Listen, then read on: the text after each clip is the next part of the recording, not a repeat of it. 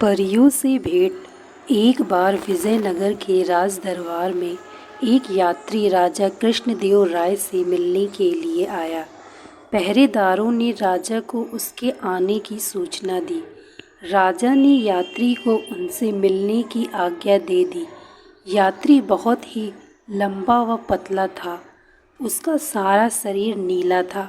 वह राजा के सामने सीधा खड़ा होकर बोला, महाराज, मैं नील देश का नीलकेतु हूँ और इस समय मैं विश्व भ्रमण पर निकला हूँ। अनेक देशों की यात्रा करते हुए मैं यहाँ पहुँचा हूँ। घूमते हुए मैंने अनेक देशों में विजयनगर और आपके न्यायपूर्ण शासन व उदार स्वभाव के बारे में मैं बहुत कुछ सुना। अतः मेरे मन में विजयनगर और आपको देखने व जानने की उत्सुकता और भी बढ़ गई। इसलिए मैं आपसे मिलने व विजयनगर साम्राज्य को देखने की अभिलाषा से यहाँ आया हूँ। राजा ने यात्री का स्वागत किया और उसे शाही अतिथि घोषित किया।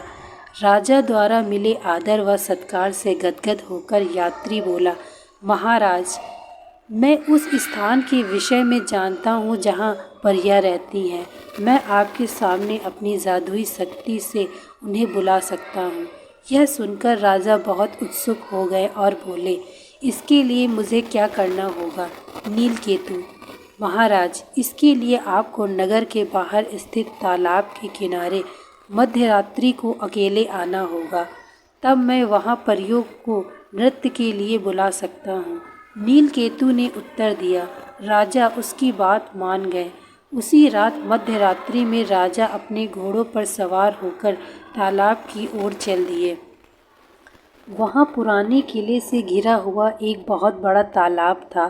राजा के वहाँ पहुँचने पर नीलकेतु पुराने किले से बाहर निकला और बोला, स्वागत है महाराज, आपका स्वागत है। मैंने सारी व्यवस्था कर दी है और पहले से ही परियों को यहाँ बुला लिया है।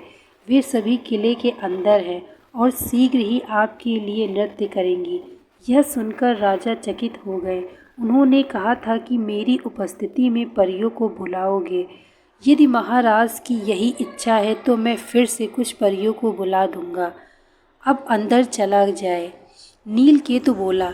राजा नीलकेतु के साथ जाने के लिए घोड़े से उतर गए। जैसे ही वह आगे बढ़े, उन्होंने ताली की आवाज़ सुनी।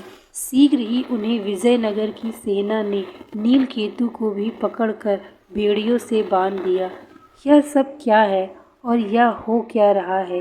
राजा ने आश्चर्य से पूछा। सभी तेनालीराम पेड़ के पीछे से निकला और बोला, महाराज, मैं आपको बताता हूँ यह सब क्या हो रहा है। यह नीलकेतु हमारे पड़ोसी देश का रक्षा मंत्री है। किले के अंदर कोई परियां नहीं है। वास्तव में इसके देश के सिपाही ही वहाँ परियों के रूप में छिपे हुए हैं। अपने नकली परों में उन्होंने अपने हथियार छिपाए हुए हैं। यह सब आपको घेर कर मारने की योजना है। तेनालीराम, एक बार फिर मेरे प्राणों की रक्षा के लिए तुम्हें धन्यवाद। परंतु यह बताओ कि तुम्हें यह सब पता कैसे चला? राजा बोले। तेनालीराम ने उत्तर दिया, महाराज, जब यह नीलकेतु दरबार में आया था तो इसने अपने शरीर को नीले रंग से रंगा हुआ था। परंतु यह जानकर कि विजयनगर का दरबार बुद्धिमान दरबारियों से भरा हुआ है, यह घबरा गया तथा पसीने पसीने हो गया। पसीने के कारण इसके शरीर के कई अंगों पर से नीला रंग हट गया तथा इसका वास्तविक रंग दिखाई देने लगा। मैंने अपने सेवकों को इसका पीछा करने के लिए कहा।